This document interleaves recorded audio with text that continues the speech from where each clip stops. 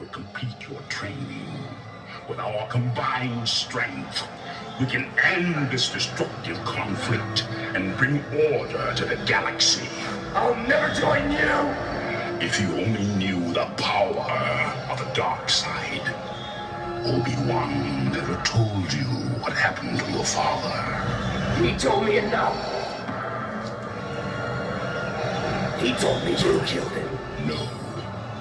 I am your father. What the fuck? No. No, no. No. No, he says, Luke, I am your father, okay? I've seen this movie 500-600 times, okay? He says, Luke, I am your father, alright? And it's not magic mirror on the wall, it's mirror on the wall. What the hell's going on? It's the Mandela effect. Wake the fuck up, okay? Again, remain calm and wait for further instructions from authorities. This is the emergency broadcast system. This is not a test.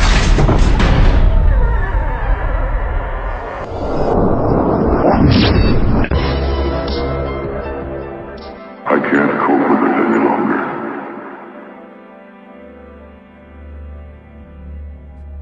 Something very strange is happening around the world, where almost half of the population say they remember things in the past from a different timeline.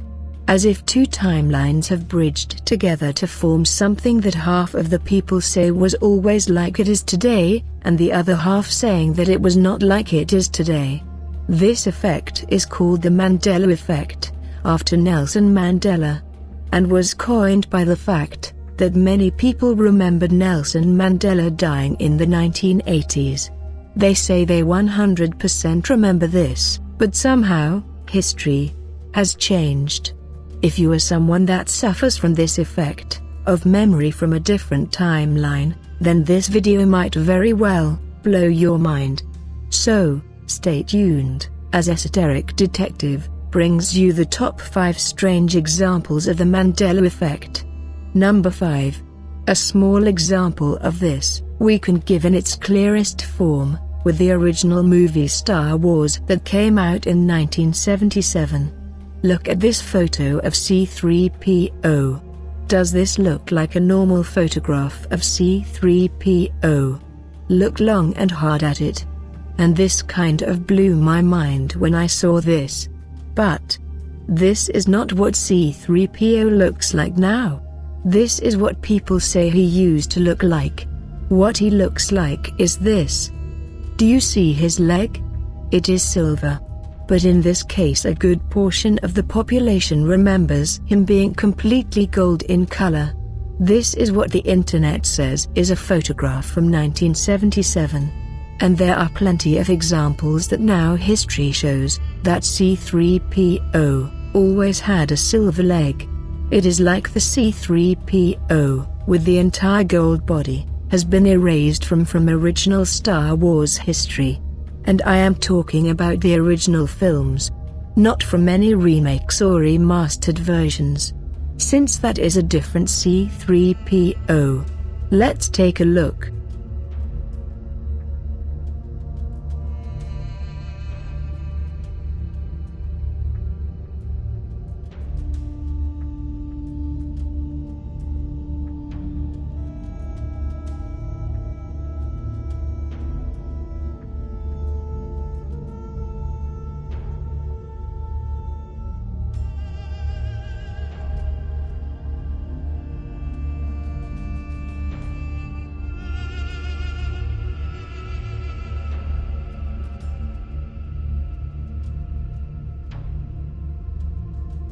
Another anomaly, using the Star Wars film to set more context for this, is the famous line that Darth Vader says to Luke.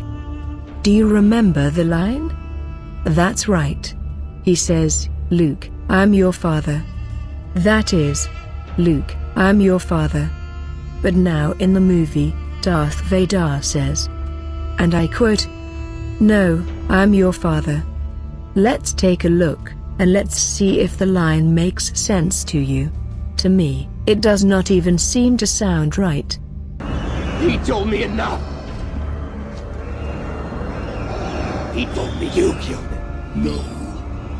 I am your father. He told me enough. He told me you killed him. No.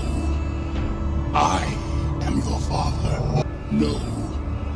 I am your father. No. I am your father. But wait, you might think, maybe it is just misremembering? But, if so, what does the actor who played Darth Vader remember? That is, James Earl Jones? Well, let's take a look. When I first saw the dialogue that said, Luke, I am your father, I said to myself, he's lying. I wonder how they're gonna play that lie out. When I first saw the dialogue that said, Luke, I am your father, I said to myself, he's lying. I wonder how they're gonna play that lie out. When I first saw the dialogue that said, Luke, I am your father, I said to myself, he's lying. I wonder how they're gonna play that lie out. Now, isn't that really strange? The actor who played the part, at least read the lines, and voiced Darth Vader, remembers it different. An immortal line in film history. And strangely, he remembers it as those who suffer from the Mandela effect. Well, you might say, it was just a slip of the tongue.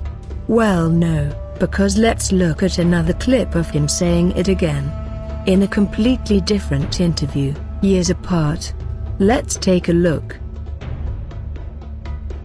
Redneck Jedi says, Luke, I am your father and your uncle. Redneck Jedi says, Luke, I am your father and your uncle.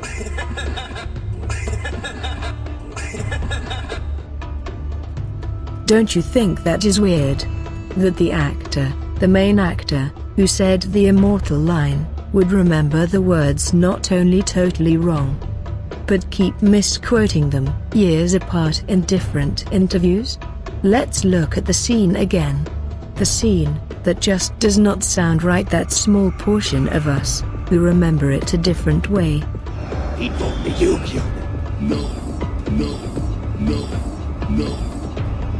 I am your father.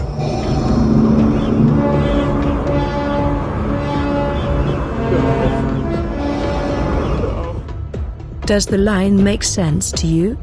Or in your mind's eye, is it supposed to sound different? To many, the line just sounds wrong. And they cannot understand why. But there is the original movie, that is what history now says is said. Number 4. Parts of other movies are changing.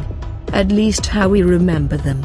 That is, well-known movies. Like the famous line from Field of Dreams. That famous line that goes, and I quote, if you build it, they will come. This is what most sufferers of the Mandela effect, who have seen the movie, remember. But this has now turned into, and I quote, if you build it, he will come. Let's take a look.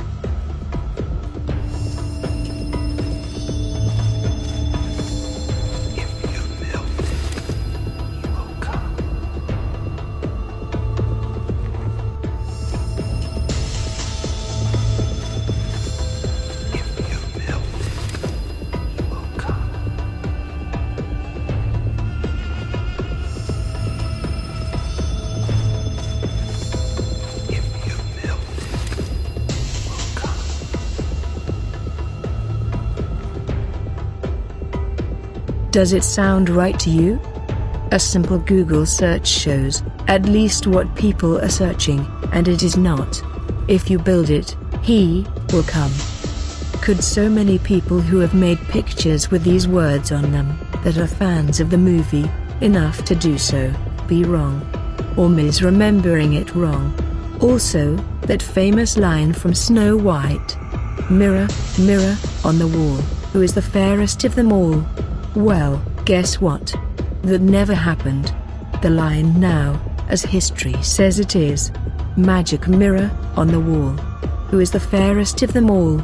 This, even though many people know it as, mirror, mirror, on the wall. Kind of strange, don't you think? Another famous example is from the movie Jaws, in which the famous line, or so those with the Mandela effect say, is, "We're going to need a bigger boat." Do you remember that line? Well, it's not that line anymore. The line is now, "You're going to need a bigger boat." And remember Silence of the Lambs? That line that was famous, that everyone quoted. That line that Hannibal says, "Hello, Charisse." You know, that line that he says from the jail when he looks at her? Well, you can't find that line anymore. It does not exist in any copy of the movie. It is like it vanished. Or in this timeline, it was edited out.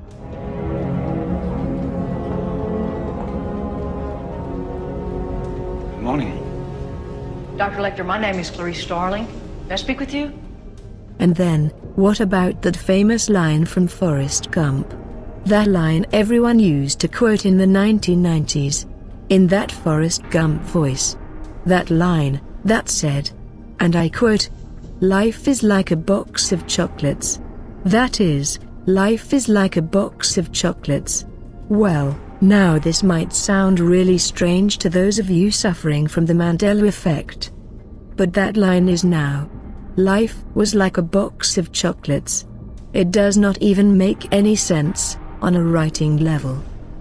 Life was like a box of chocolates. Life was like a box of chocolates.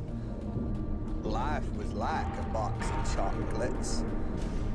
Another thing is, not just popular fictional films that seem to have been changed, but many people swear that, for instance, the famous footage of JFK only had 4 people in the car. That is, that 1963 footage of JFK before he was shot. But now that footage has 6 people in the car. That is, 2 extra people. Have a look at the footage. Does it look out of place to you?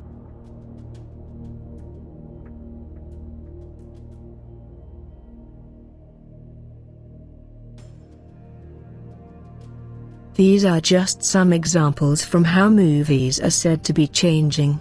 But there are many. I will do more of these in the future, but for now, let's move on. Number 3. Text is changing.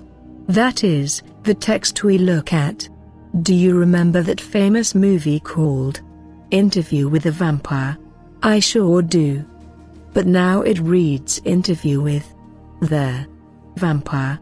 It does not seem to be the same movie as it was before, to a lot of people. Also, remember that TV show called Sex in the City? That is how people remembered it called. Well, guess what? It's not called Sex in the City.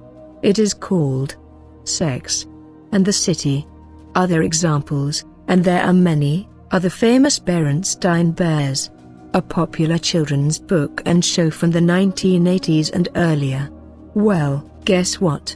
It is now, and some people say this does not make any sense, but it is called not Berenstain Bears, as some people suffering from the Mandela effect think. But in fact, Berenstain Bears. What do you think? How do you remember it? Also, many spelling of famous people's names have changed. At least people who suffer the Mandela effect say. Here are just some examples.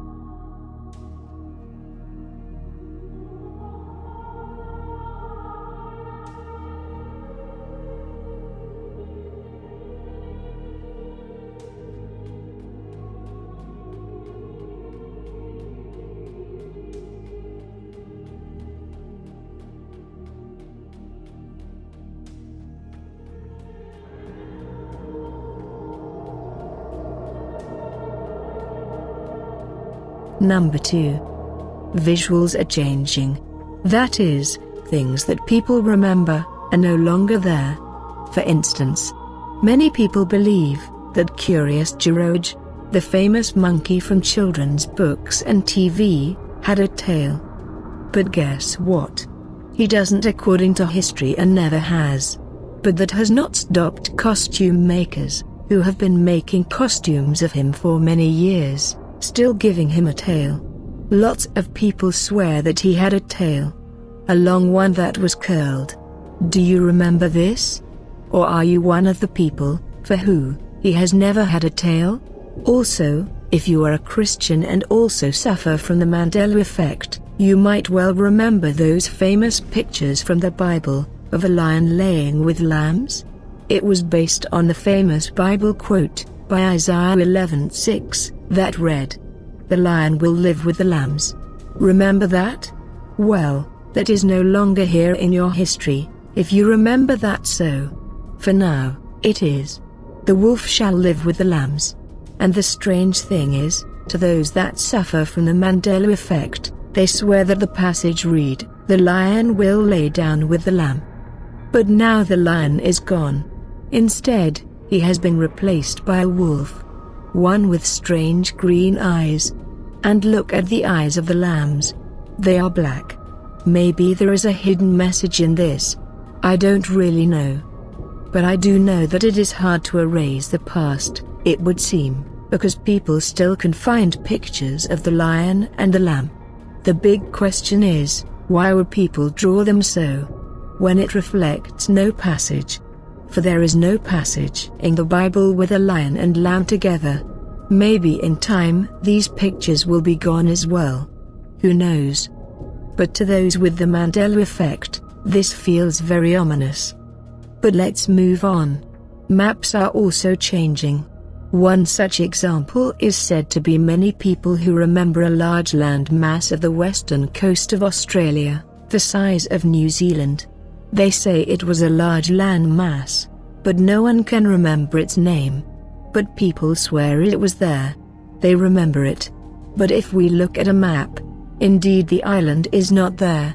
You might think this is misremembering, but in fact, in the 1990s movie, Dazed and Confused, as if left by some ghostly remnant of the Mandela effect, we do see on the globe a picture of the island.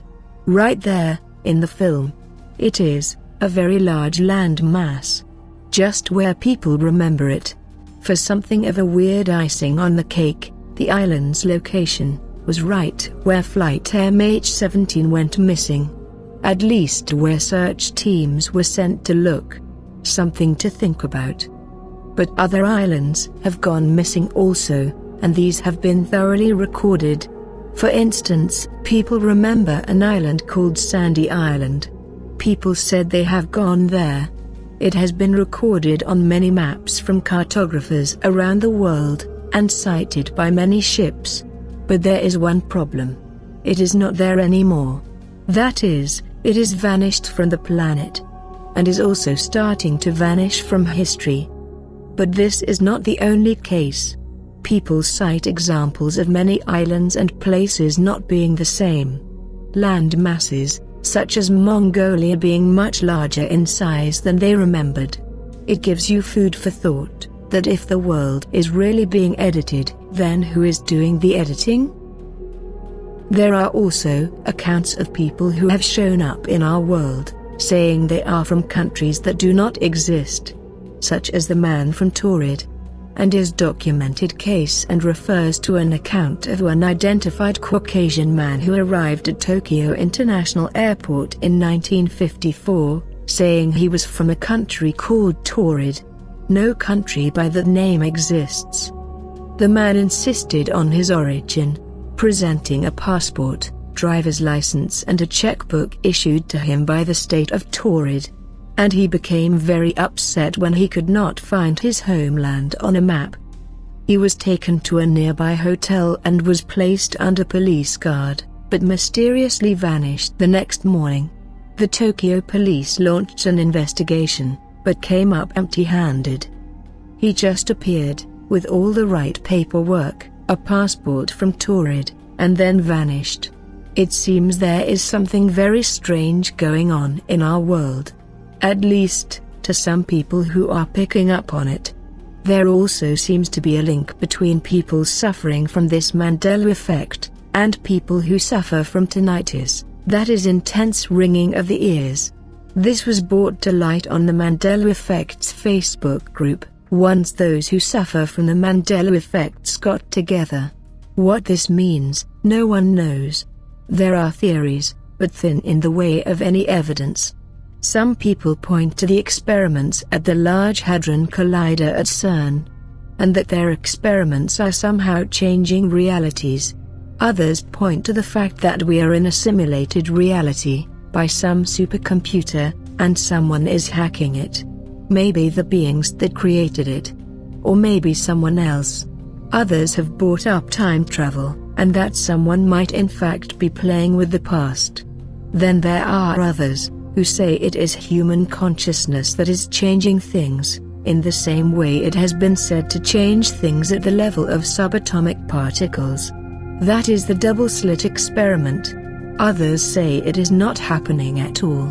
And it is just our imagination. That it has to do with how the mind remembers sensory inputs in a different way. And that these stick more than our true reality. But whatever is happening, it is clear that for a certain group of people, this is a real phenomena. Something that needs more research, whether psychological or something more ominous. We have the creator of what is the world's first quantum computer in person here from Burnaby, BC. These are really big deals. They come in at about $15 or $20 million a piece. Something like that. And have been bought by major American research and corporations. That's right, correct. All right. So quantum computing is a very technical subject, and I'm not going to talk a lot about the specific details, of which I'm sure you're glad. But I'm going to try to give you an idea about what the kind of thing is that we build and why people are so excited about it. But I'm going to wrap that story in another story.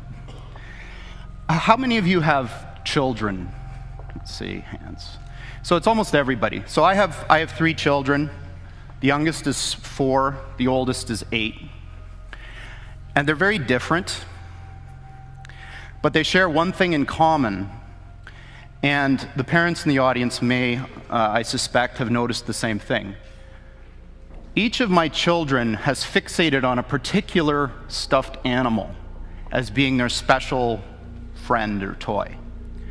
And in particular, my middle son, James, absolutely loves this little guy called Bear Bear, which is the picture that I'm showing up here. Bear Bear was a limited release Thai Beanie Baby, and there aren't very many of them that were made of his particular form. And one Christmas, I decided that it would be insurance policy to go and try to buy some more just in case something happened to Bear Bear. So I went on the internet and did a search, and I was only able to locate 2 others that were for sale, and I bought both of them. So now he has 3 of these little guys. But the reason that it occurred to me that this might be a good place to start is a conversation that I had with him last week.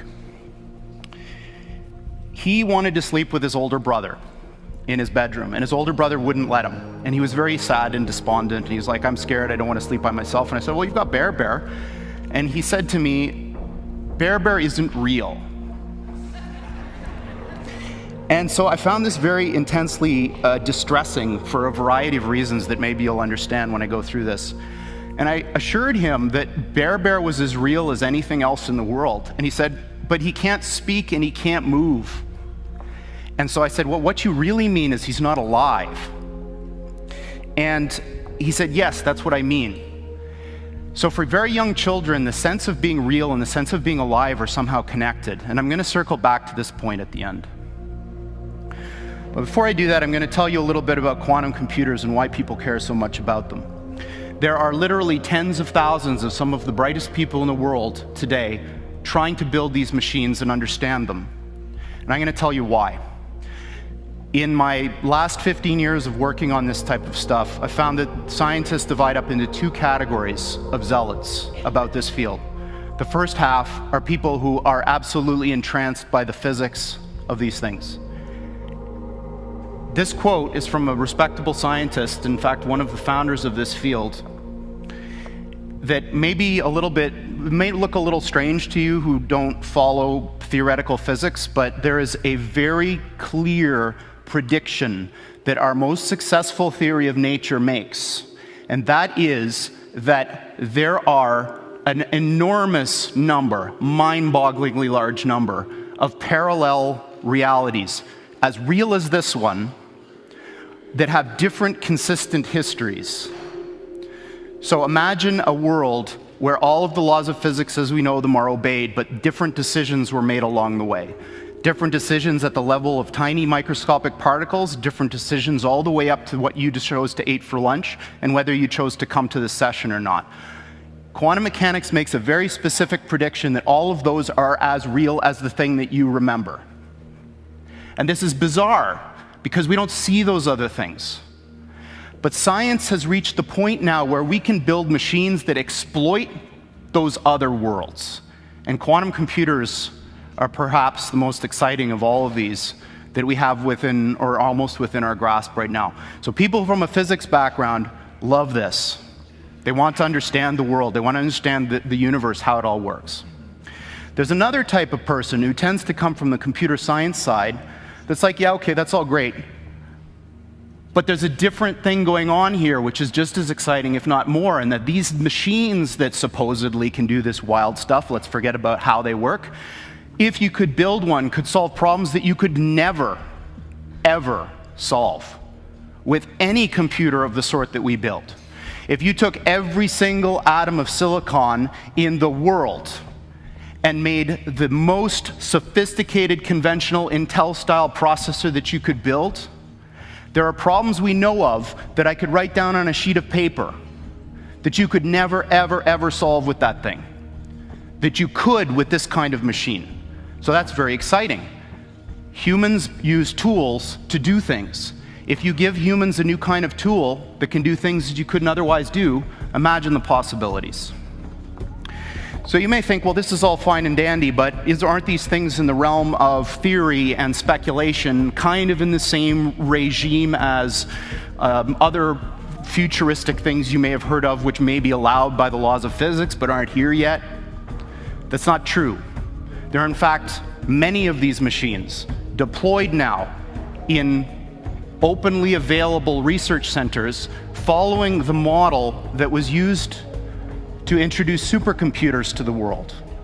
They're too big and ornery and difficult to operate to put in your home, too expensive also, but you can give them to a place which will manage them as a shared resource that will offer that service to the world. And there are two of these now. One of them is at the University of Southern California.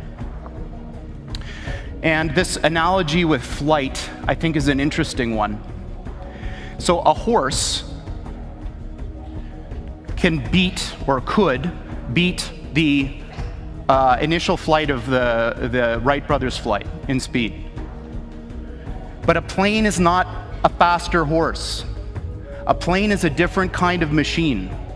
The plane takes advantage of another resource that nature gives us, this third dimension, in order to do something that matters to people better that you could do with any horse. It doesn't matter how fast you make a horse, it will never fly, at least the kinds of horses that we know about. So these types of computers now are being thought of in the same way. They're not terrifically powerful yet, but they're doing something completely different than what your computer does.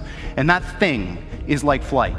It gives these computers access to these new resources, maybe you could call them parallel universes, in order to do something that you couldn't otherwise do. And that's not the only one. In fact, the one I'm going to come back to and talk to in the context of the story that I'm wrapping this in was recently installed at NASA.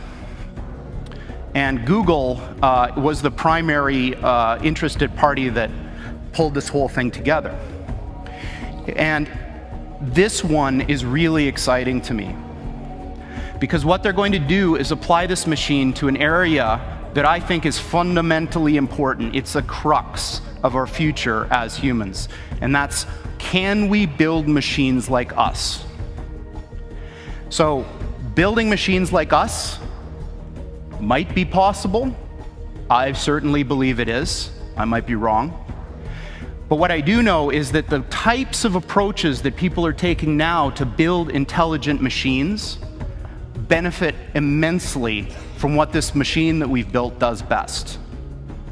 So what this center is about is applying this beautiful new computational idea in the service of trying to make intelligent machines. Now, I can't think of anything personally any cooler than trying to use quantum computers to build intelligent machines, so this is very exciting to me. Steve Jurvetson has been a longtime friend and investor in the company, and for those of you who don't know him, he's a Silicon Valley investor who's probably the smartest VC that I know of, and certainly the one that's the most attuned to technological trends. He's on the board of SpaceX, Tesla, Synthetic Genomics, which is Craig Venter's company, is trying to build artificial life, and D-Wave, and that's it. And this is his particularly poetic way of framing the difference between the machines we build and conventional computers. This is what they look like. There are two of them. These are from our lab in Burnaby in British Columbia. From the outside, they look like giant black monoliths, big metal boxes, about 10 feet on a side, 12 feet tall. And they are powered, they have a fridge inside them, a refrigerator that cools these chips to almost absolute zero. Just a wisp, a fraction of a degree above absolute zero. Hundreds of times colder than interstellar space. Amongst the coldest and most isolated and extreme conditions that humans have ever been able to engineer. These fridges, interestingly enough, which are called pulse tube dilution refrigerators, have a thing called a pulse tube, which emits a sound roughly once per second, which sounds eerily like a heartbeat. So if you have the opportunity to stand next to one of these machines, it is an awe-inspiring thing, at least for me. It feels like an altar to an alien god. They really are impressive machines. At the heart of this big box is a tiny chip about the size of your thumbnail. And on this chip resides all of the wonder and magic that makes this thing go. I'm not going to describe in any mathematical detail how it all works, but let me give you an analogy. In quantum mechanics, there's this concept that a thing can exist in two states which are mutually exclusive at the same time, quote unquote. And I'm using those words because the English language was developed before we had concepts to describe what these things actually are doing. But I'm going to give you a roundabout way of understanding this.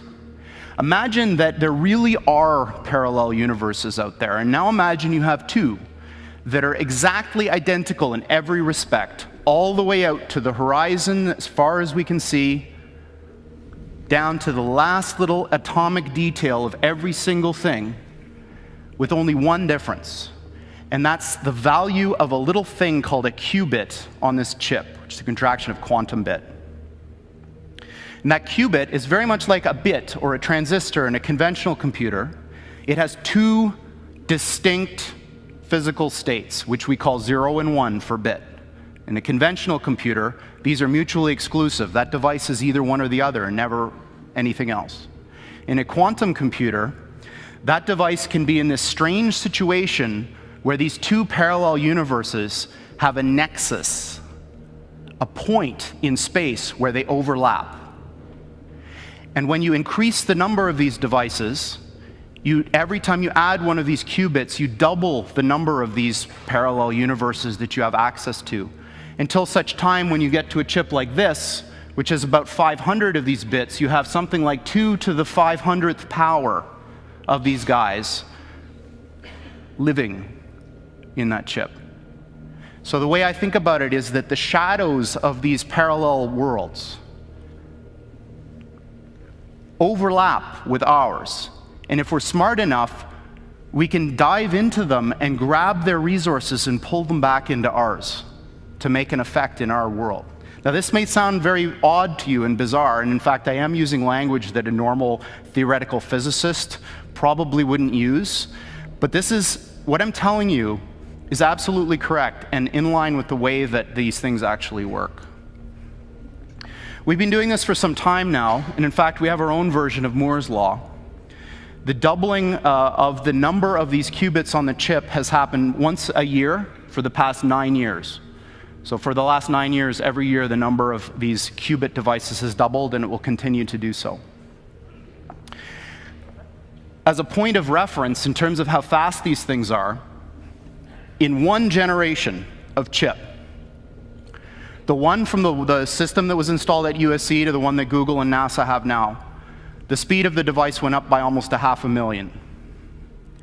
This is the kind of progress that you're going to see with these types of machines going forward. And 500,000 sounds like an abstract number, but I put up a little mental comparison here to see what 5,000 really means. 500,000 is a big number when it comes to speed. All right, so now I'm getting into the last part of my talk where I'm going to make some predictions, some dangerous predictions. So predictions are very dangerous for a variety of reasons. Often they're wrong, which is one. But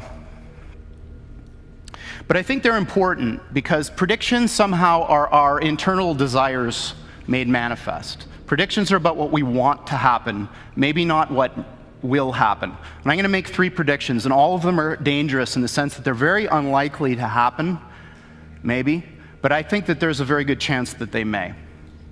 As an aside, I just wanted to say that at least in the Valley, Silicon Valley, and maybe in the United States in general, there's a very deep feeling of unease about the way technology has been developing.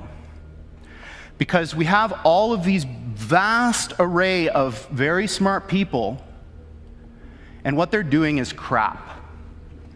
They're building things that cannot last. They're building things that are not important.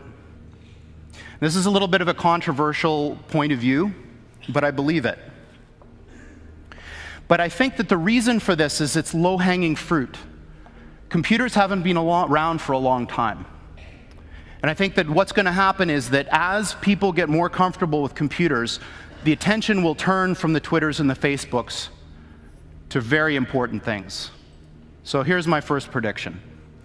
I'm going to predict that by 5 years, NASA will have found an Earth-like planet with Earth-like atmosphere and water on it, and serious people will start discussing how we get there. And by the way, they're going to use one of our machines to help do this. So that's my first prediction. My second prediction is that this business of parallel universes is going to turn out to be very important. This picture that I've got under here is what's called a gravitational lens. When Einstein proposed his general theory of relativity, it came with a bunch of experiments that you could use to test it. And one of them was that if there was a point of light very far away and a galaxy in the middle, that galaxy should bend the light and you should see a ring. And this was eventually observed. And I think what's going to happen is somebody is going to come up with an experiment to test this reality of these things. And we're going to be able to do so. My third prediction that I'm going to end on is the most important of all. I believe that humanity is on the cusp of the most important technological, societal revolution that's ever occurred. And that's when we got to the point where the machines that we build outpace us in every respect. I don't mean that they're better calculators. I don't mean that they're better at searching. I mean everything. And I think that we're very close.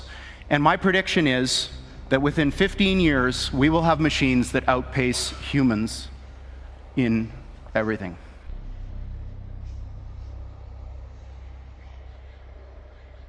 People want to understand what Cern is.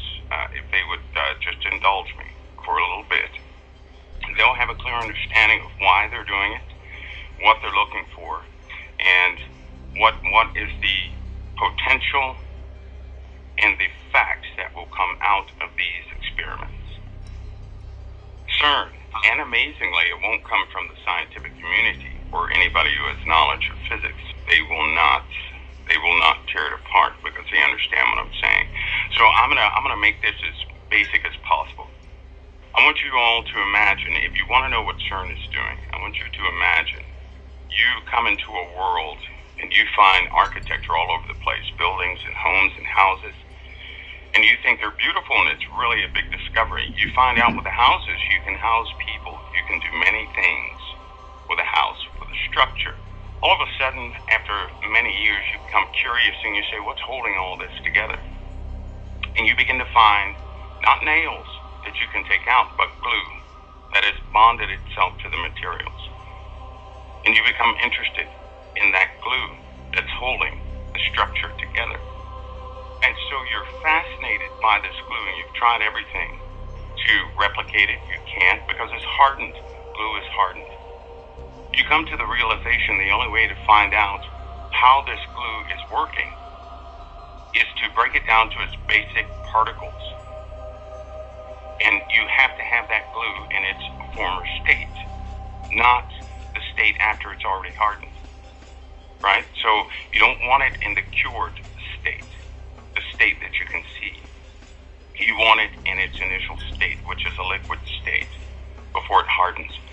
And so Cern, basically, is a device that will allow them to examine particles in their initial state, not after everything is bonded together. That's a very simple way to look at what Cern is doing. They're trying to find the glue that holds everything together, is what they're doing. That's the purpose of Cern. Now, what has come out of Cern is called antimatter, which was first actually produced. It was first produced in 1955, and Cern is a very old organization, but it was produced in 1955, and they found positrons, which are anti-electrons. To understand what antimatter is, I'm going to have to explain the very bare basics of what matter is. And believe me, it's going to get very weird here shortly, because you're going to begin to see exactly what they're doing. But you have to understand what you're looking at now. The matter and antimatter are in fact opposites. Now, the matter that we have in front of us, if you take a piece of wood, nothing happens. It's just a piece of wood. But if you set that wood on fire, you have caused a reaction. And then it's in a dangerous potential state. It's active. If you have a battery outside of your cell phone, it does nothing. You put the battery inside the cell phone, the electrons begin to flow. The electrons will flow from one place to another. Essentially, that's what electronics are, the control of electrons. They control the direction, the speed of electrons, which create tiny pulses. They flow or don't flow, flow or don't flow. Those are called gates. Those gates form computers. And with a computer, we can do fascinating things. This is why they did, in fact, take Nikola Tesla's findings, because he discovered some things with electrons and protons that were very fascinating.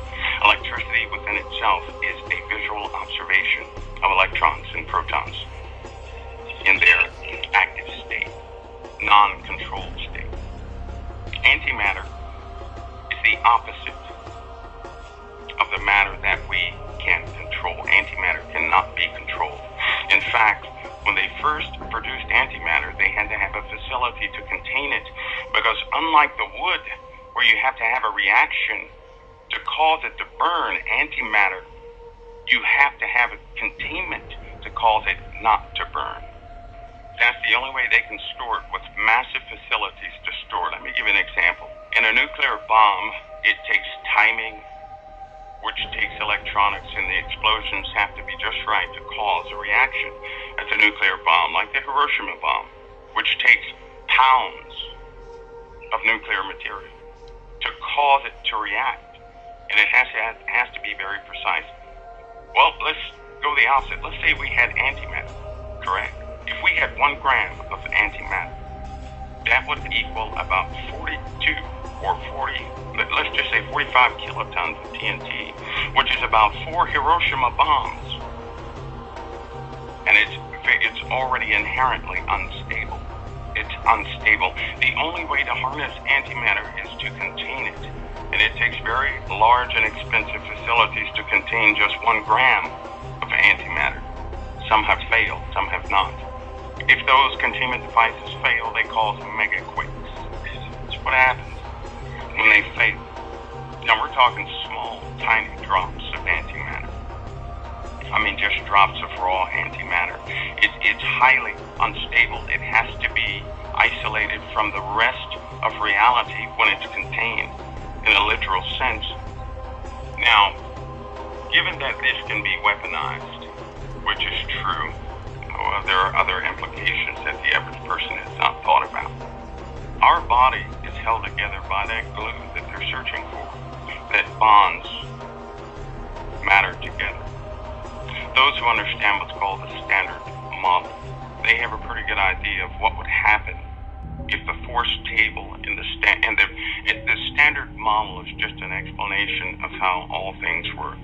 You're dealing with matter and force, and they have categorized the elements of matter, everything we can touch and feel and observe, in what's called quarks, the building blocks of protons and nuclei, and leptons, which are essentially, well, that would be like an electron. And then we have force.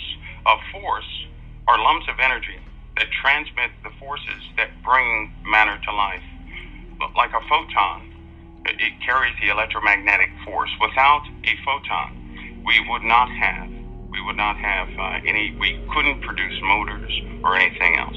Without gluons, which carry a strong force, neutrons and protons would not be held together. In other words, the universe would not exist. And of course, you have U, W, and Z particles, which are for weak forces that govern radioactivity. So you have this standard model, and they have broken this down. But what they're looking for is a higher explanation of how everything works. This is the particle they're searching for. Now, they found half of it. They already found a component of it. That was the Higgs field. Now, the Higgs field is an explanation of they found the traces of the Higgs field. They can now observe the Higgs field. The Higgs field is what is found wherever matter is not. In your room, the Higgs field is in operation. Listen, with the Higgs field, they can begin to alter reality as we know it. Now, a lot of people they can't capture that right away. But you have to remember, our world is made up of matter. The antimatter is what we can't see, what we can't touch, what we can't feel, though we interact with it every day. A lot of people like to think of antimatter as the other dimension, which is the opposite of this dimension. It's an inconceivable place that is hostile inherently. It's not under control. It's very hostile. This dimension would be the more tamed dimension. Here's what they've done since the 1930s. Well, actually, since the 1800s. There was a group that studied nothing but the phenomena of paranormal activity, not like you've seen on TV, not like you've seen in Hollywood, not like anyone knows about. But they studied the science behind paranormal activity and have then defined that this is called a dimensional slip, where things can obviously interact with this world all the time. And they were wondering the interactions between known matter and that type of matter. But they also found with antimatter, this antimatter can be absorbed by any realm of paranormal activity. It is, in effect, neutralized and absorbed. So there's a physical effect to the spiritual world in antimatter. And often, demonic entities and all these other paranormal things are attracted to antimatter. They're attracted to it. For every gram of antimatter that's produced, and then it's brought into this world, when they produce it, it attracts things from another dimension coming here. What is Cern going to do?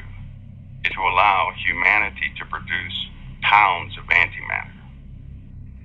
What's happening, that is the unseen portion of dark matter. And of course, you have the angels which govern what that realm can and cannot do. It's not a, you know what, it's a shame, and I have to continue to say this, it's a shame that the Christian community cannot believe the Bible when it's talking about things like that, because it's going to cause them to be harmed.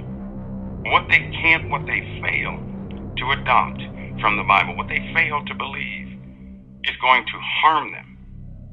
It's going to harm them. They may not be lost in their spirits, but they're certainly going to have lumps all over the place. It's going to harm them. And I hope people have a general understanding of matter, which we can touch and feel and observe, and antimatter, which we cannot touch, feel, or observe. However, it's working in tandem with the matter, because everything is balanced, the subject of Lucifer in the spiritual sense, because God gives everything balance. Everything has balance. There is dark, there's light, there's good, there's bad. Everything has balance. I mean, God could have not. Why did he put the serpent in the garden in the first place? For balance. God can't give us an honest choice unless we're faced with an equal balance of obedience and disobedience, good and evil. And so Lucifer is used to be that balance of darkness with the light that we're given. And the reason why I see people are going to be harmed when they don't believe these things is because if they do not believe in the spiritual realm of our Lord, well, then they're giving the spirits authority to work in their lives. Cern has yielded so many results and gave a true definition of paranormal activity. It's beyond me that a lot of people cannot get this through the truth of the word. They can't. Antimatter is being pulled out of nowhere, out of this other dimension, which is nowhere, but everywhere. In consequence to that, they found out antimatter has a specific type of energy signature that they can, in fact, detect. This is how is part of the process of pulling it out.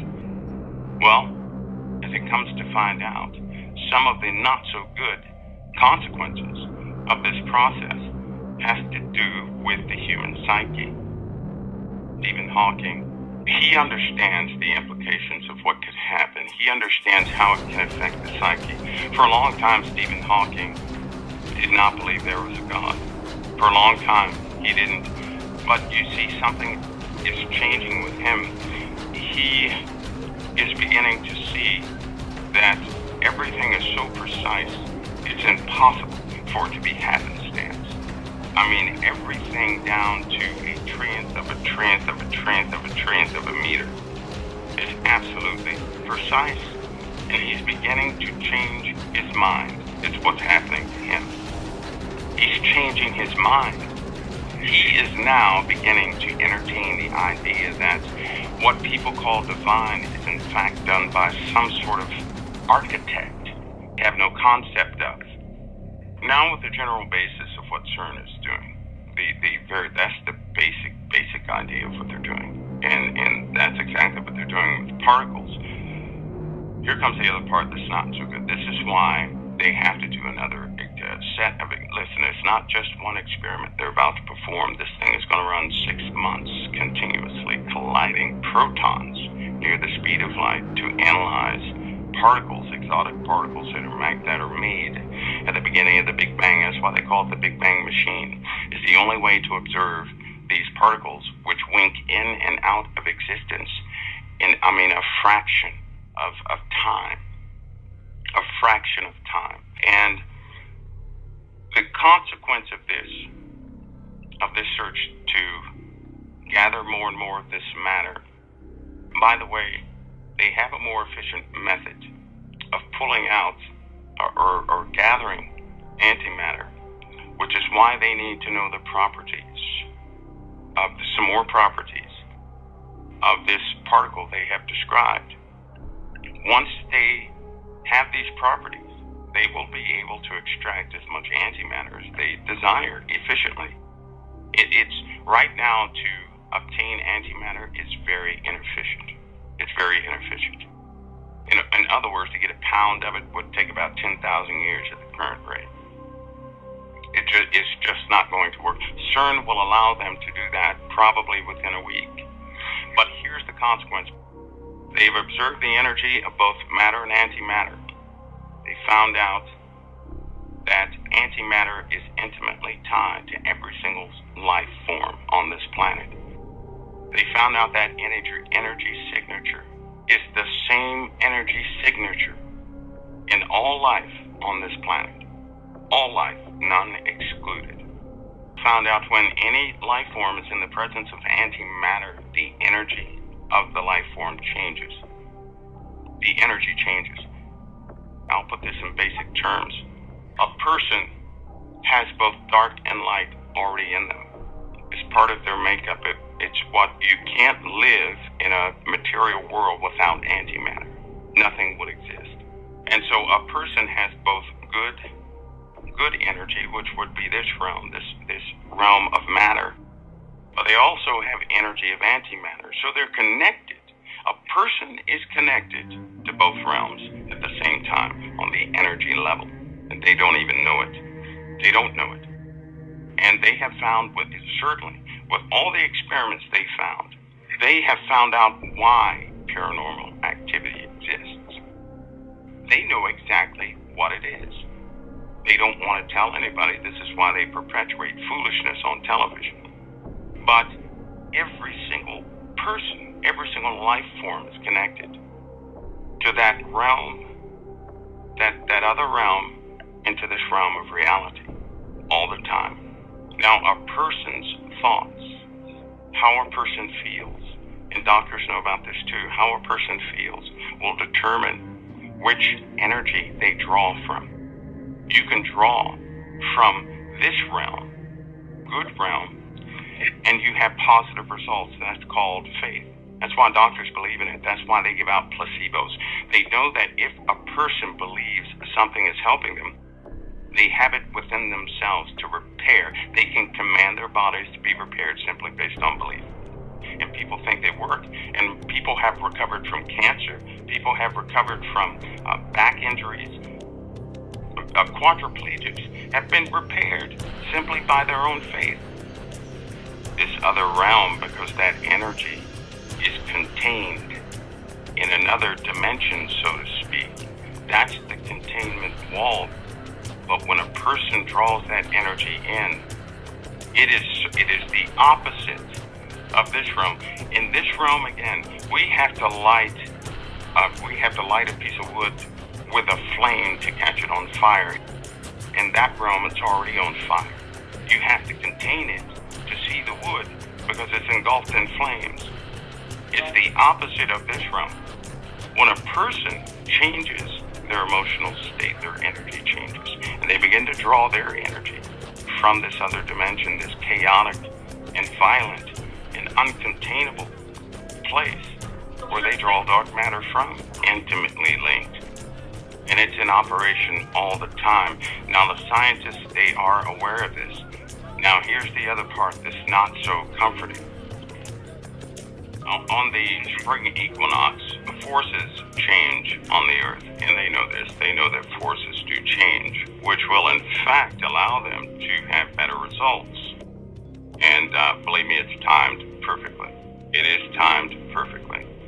With the basic introduction of what Cern is doing and what it is, and the dark matter and matter itself, now we get into the heart of the matter, of what's actually, there will be consequences.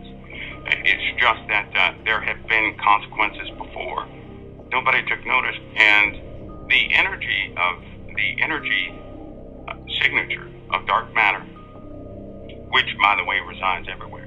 But once you bring it into this realm, where we can actually see it and observe it, it attracts things from the other realm.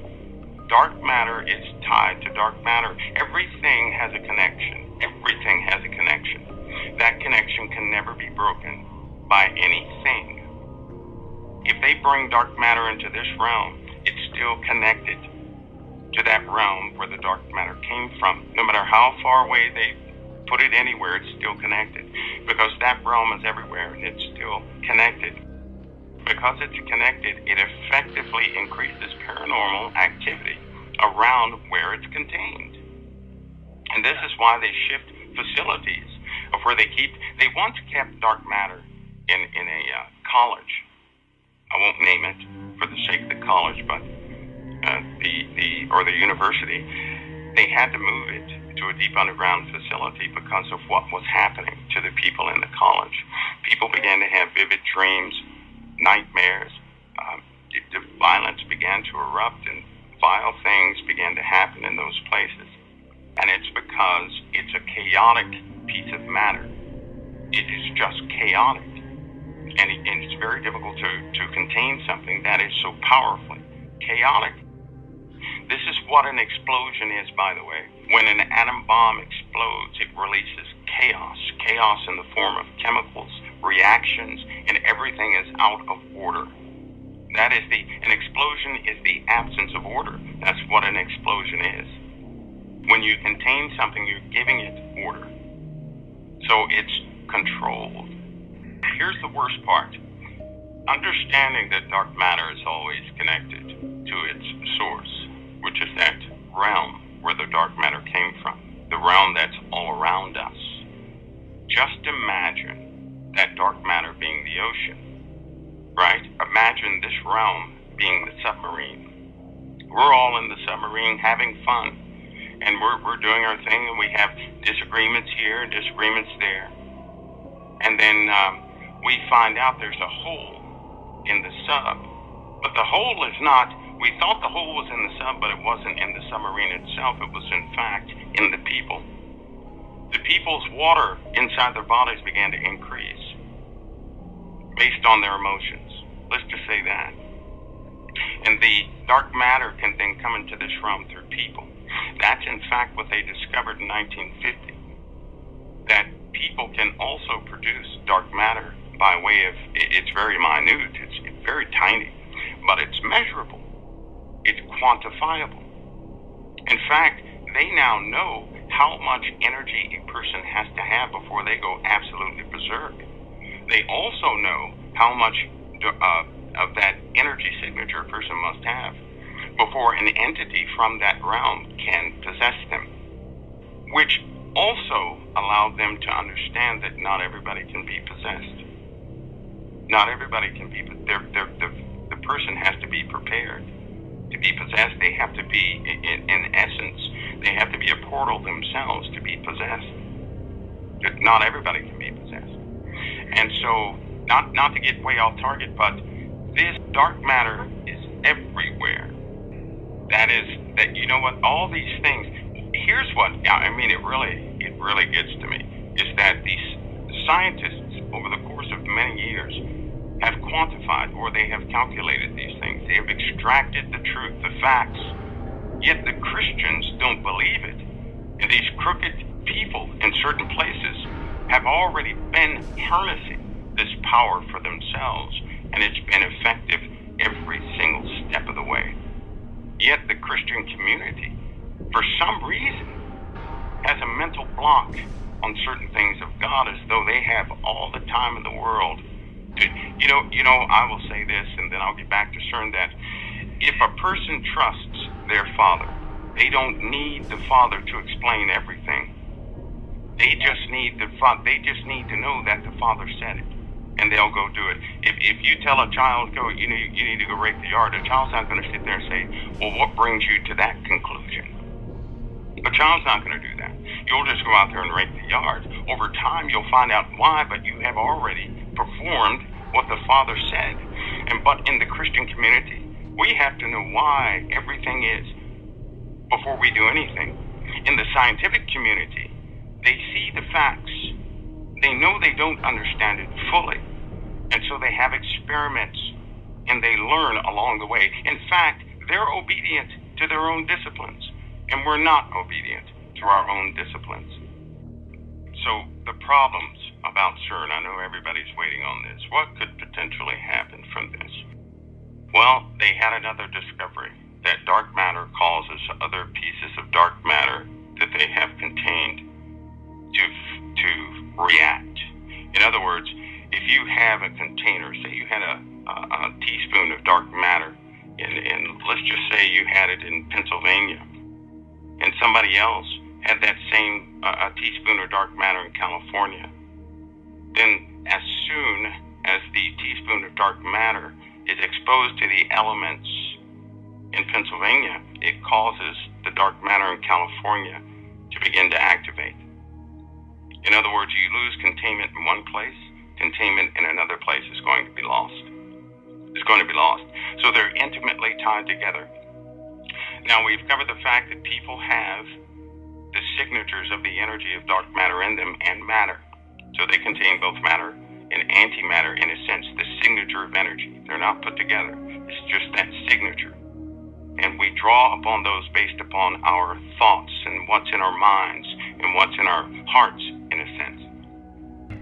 With Cern, as they begin to collide these protons, dark matter is going to be produced in great numbers. I mean, in greater and greater numbers. Not only the matter, but the energy signature. It's going to also be released into this realm. You know what that's going to cause? It's going to cause the dark energy signature within people to begin to activate more and more. You see, it's going to become difficult for people to stay contained or controlled. In essence, they're going to become violent. They're going to have vivid dreams. The darkness within a person is absolutely going to begin to surface. And this is not theoretical. This is not some theory somebody thought of. This is absolutely 100% quantifiable, and it's happened before. It's going to happen in greater numbers this time. It will take effect.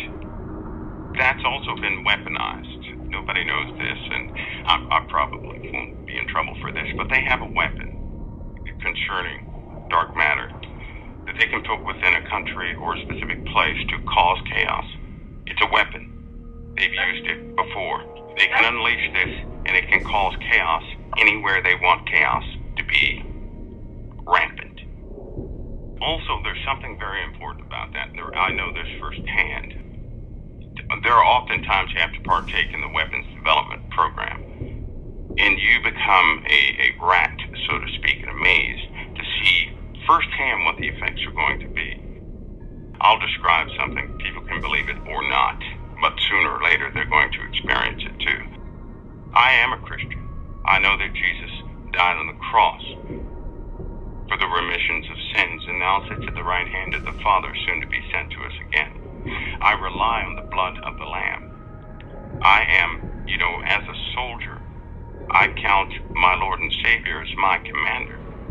And so I am used to taking orders and to operate life or death in those orders that he gave.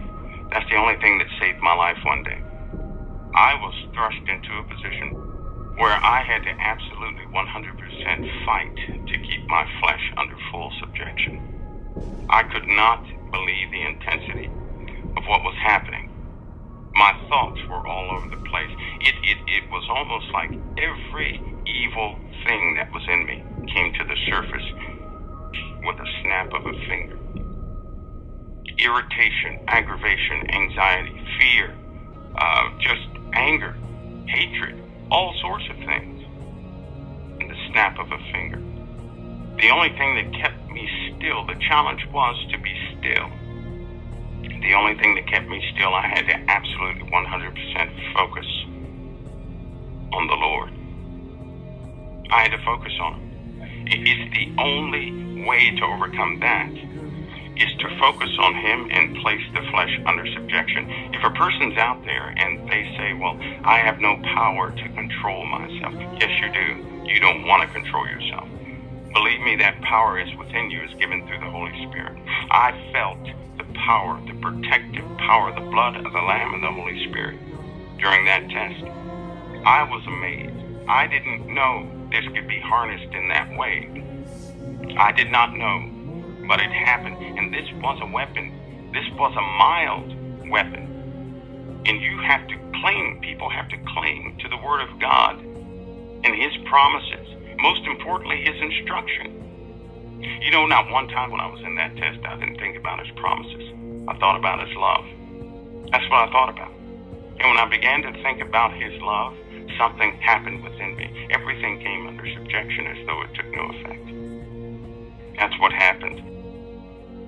They found the force that holds the dark energy or the dark matter away from this realm. They call it the wall. There's another name for that. A name of which that those particles they're going to find, they found part of it. They're going to find the other pieces that are in that wall. And when they find the other pieces to this wall, they will then be able to undo that wall. There's another name for that wall. The veil. Call it the veil. It holds back that realm. They found out what's holding back the dark energy from, because it would be absolutely destructive if the two met. But they found out. Now with this as a weapon, there is no counter weapon to this. China is building an LHC facility. They're building a particle accelerator. There are, to present day count, about 14 particle accelerators in existence. 14, not just one. All the countries are vested in the Cern facility. Every single last country. The United States, we have 3 facilities here. 3. I can't tell you where they are.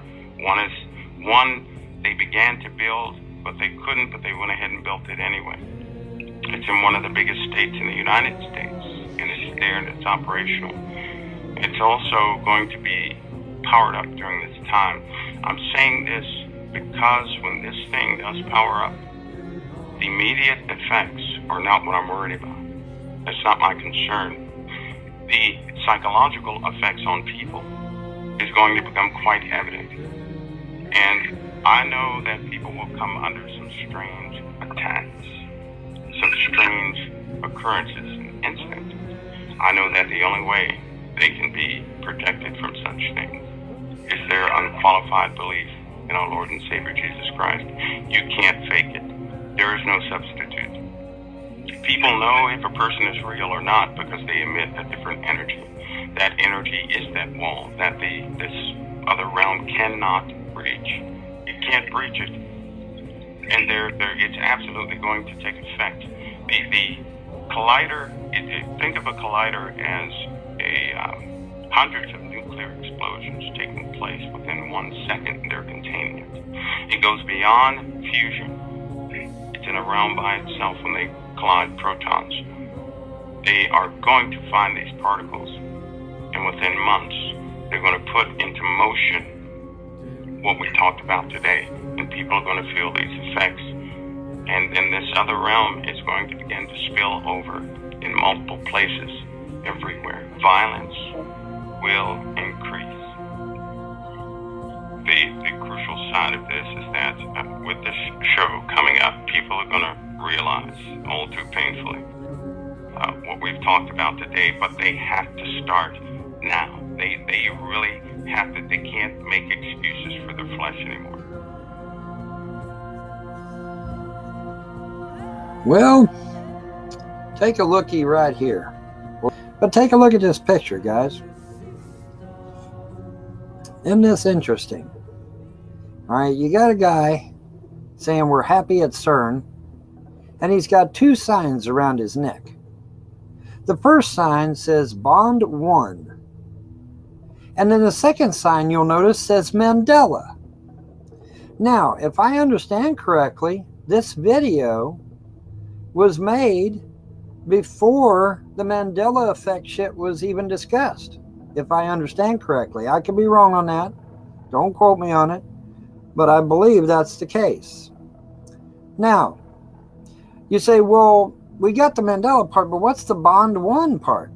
Well, it just so happens that the first name of the first James Bond, or the last name of the first James Bond was Nelson. Okay, so the 2 signs together make Nelson Mandela. The first Bond's real name was Nelson. I can't remember if it was his first name or last name. I think it was his last name. But anyway, the 2 signs together make Nelson Mandela. So these son of a bitches at Cern knew exactly what the fuck they were doing, in advance of when they done it. Isn't that a crock of shit?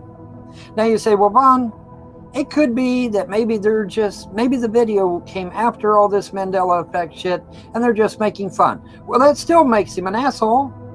That still makes him an asshole. Okay, so either way I fucking win.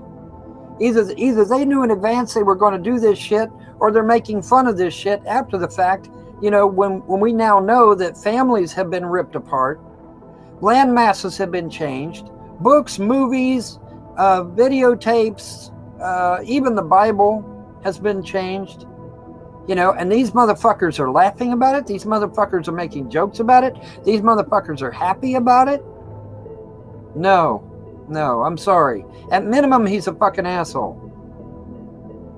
At minimum. All right, so this is a crock of shit.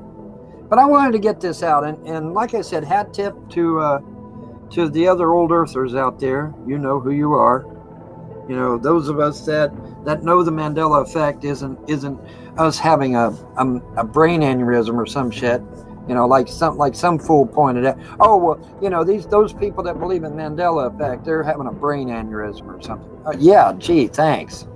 Huh. Gee, thanks a lot. But no, look at this picture, guys. I mean, you wanted proof. You know, somebody was saying just today, even somebody was saying, I wish you had rock solid proof about this Mandela effect shit. Well, there you go. The guy's got Bond 1 for the first sign, which is Nelson, and then he's got Mandela for the second sign. All right. These motherfuckers don't care. They don't give a shit. And admittedly, some of the people that were in the video who were just young interns, they wouldn't fucking know what's going on any damn way. They're compartmentalized.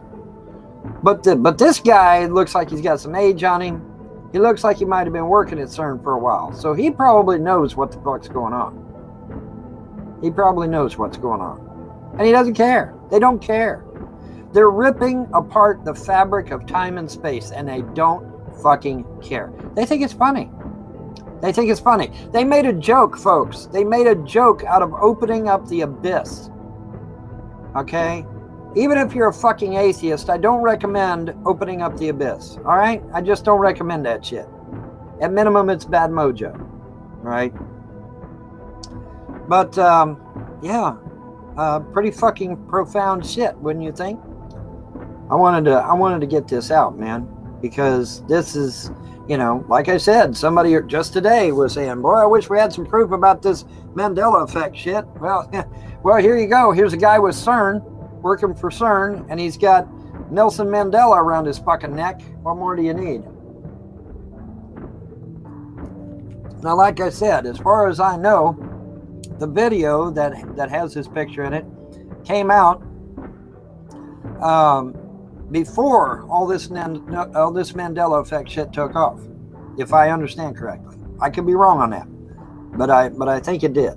And if that's the case, then there's no doubt they knew what the fuck they were doing before they did it, which makes it even more sinister, which makes it even more vile, which makes it even more disgusting. But even if that's not the case, he's still making fun of a very serious topic, a topic that has destroyed people's families, a topic that has killed some people, brought some people back to life, and then killed them again, like Muhammad Ali, killed him again, you know, for a third fucking time. He died in 2008, then he died in 2013, now he's died again in 2016. Holy shit, how many times are they going to kill this motherfucker, you know? But I mean, you know, it's this kind of crap. It's this kind of crap, you know? And if this guy knew about that, if the people working at Cern knew what they were doing, knew that they would tear apart people's families, knew that they would kill people and raise people from the dead and then just to kill them again, if they knew that they were going to change the land masses of Earth, if they knew that they were going to change books, movies, videos, TV shows, if they knew all that shit in advance and they did it anyway, what does that make them? What does that make them, folks? You know? I mean, think about that for a minute. If these motherfuckers knew in advance what they were doing and they did it anyway, that's unforgivable. I'm sorry, it's unforgivable. It's unforgivable.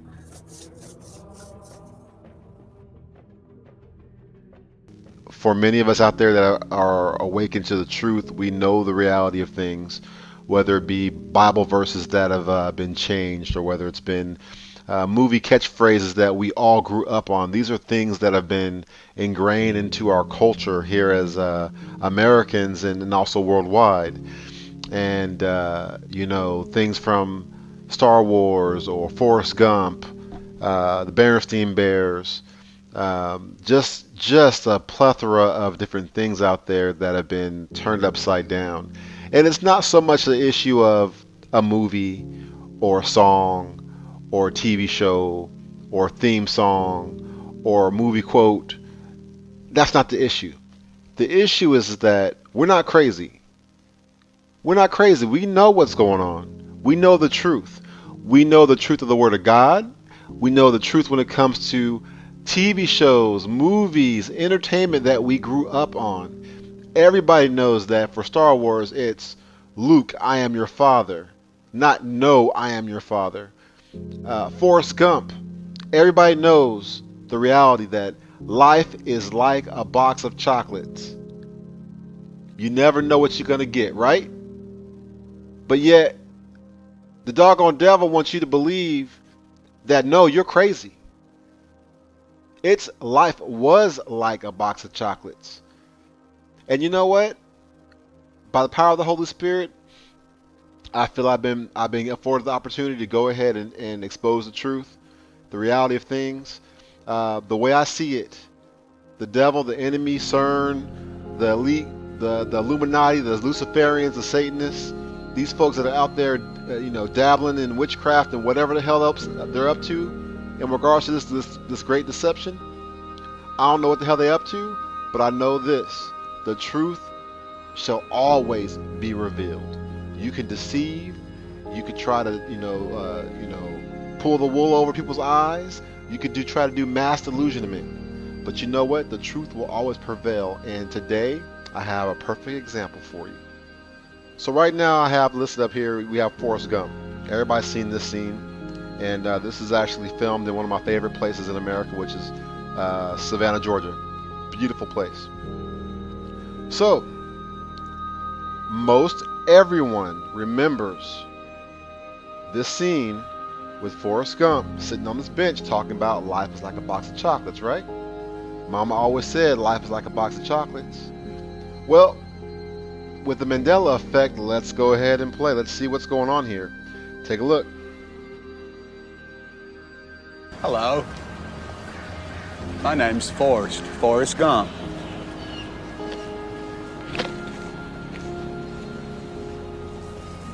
You want a chocolate? I could eat about 1.5 million of these. My mom always said life was like a box of chocolates. You never know what you're gonna get.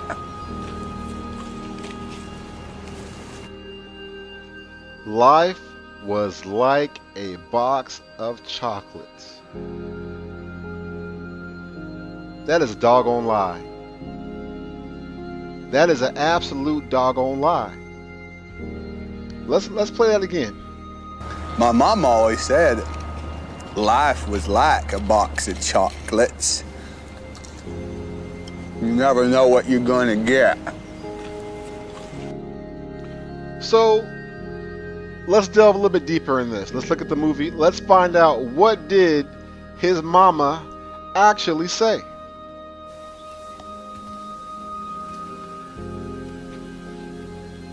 What's the matter, Mama? I'm dying, Forrest. Come on in, sit down over here.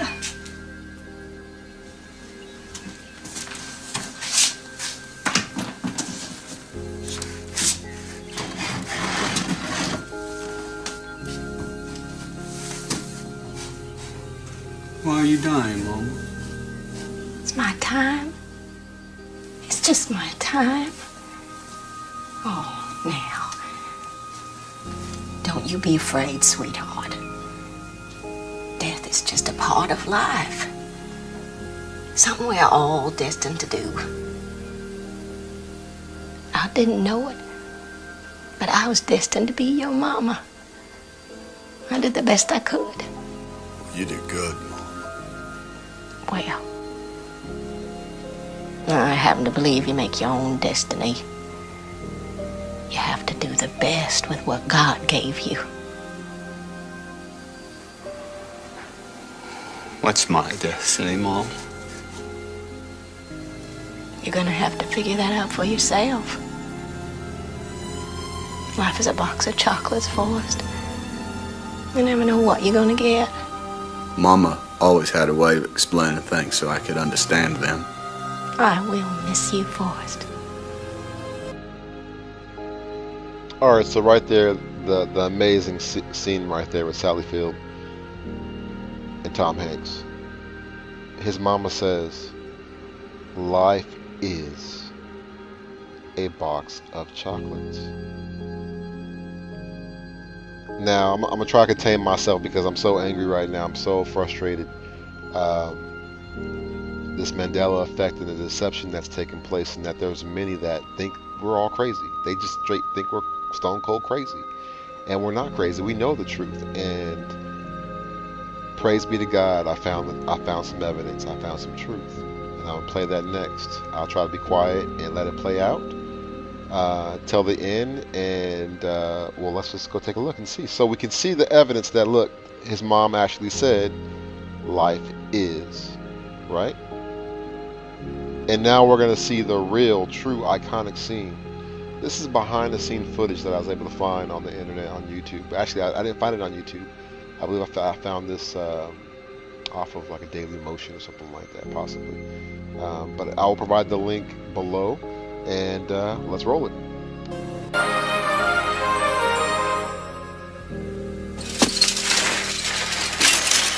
Hey, dummy! Are you retarded or just plain stupid? Look, I'm Forrest Gump. Run, Forrest! Run away! Hurry! Forrest Gump starts as a boy, and then he grows to a man who's someone who grew up in the Deep South. And he's limited, in a way, by having a very low IQ. But he's a very decent man. And that's what he is as a character. Would you like a chocolate? Oh, thank you. I found the book Forrest Gump in 1985. And I fell in love with it. I read the first line. And the first line of the book is, being an idiot ain't no box of chocolates. My mom always said that life is like a box of chocolates. Wait a minute. So, did y'all hear that? Did y'all hear that? You know, maybe I'm mistaken.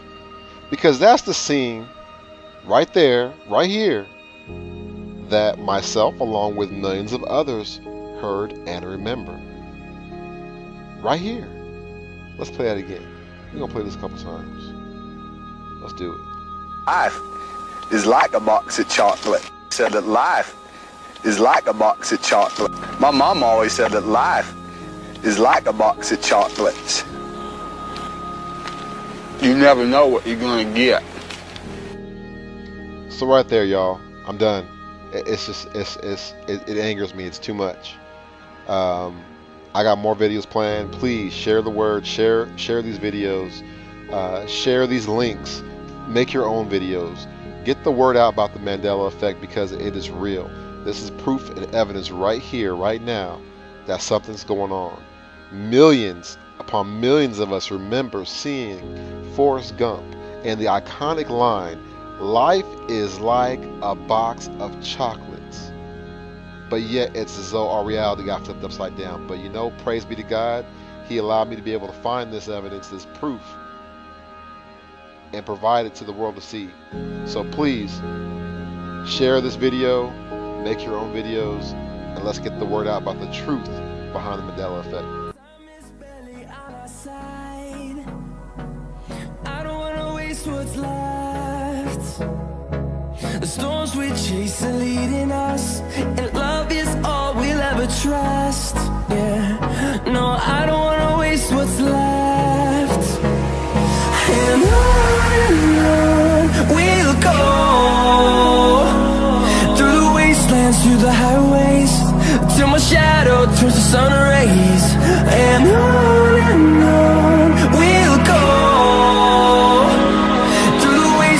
through the highways, and on we'll go.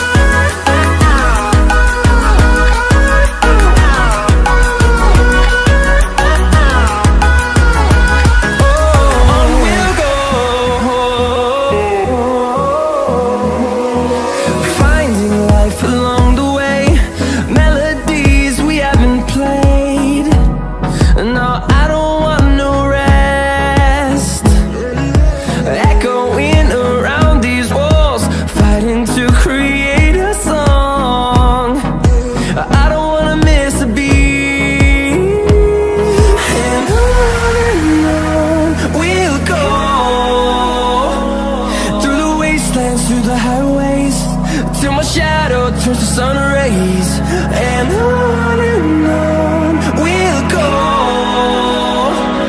Through the wastelands, through the highways, and on we'll go.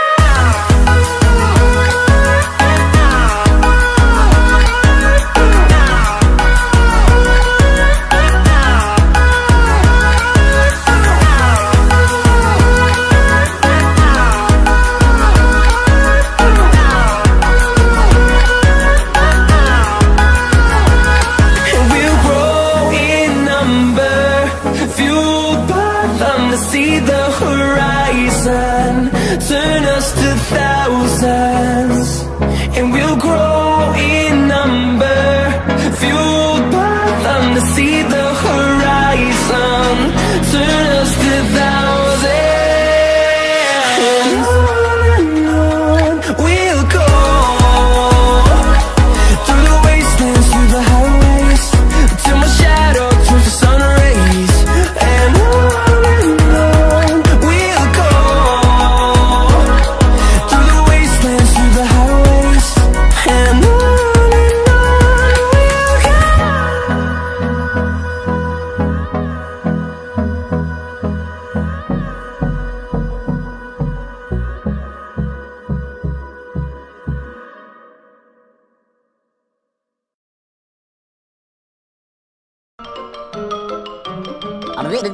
That's all, folks.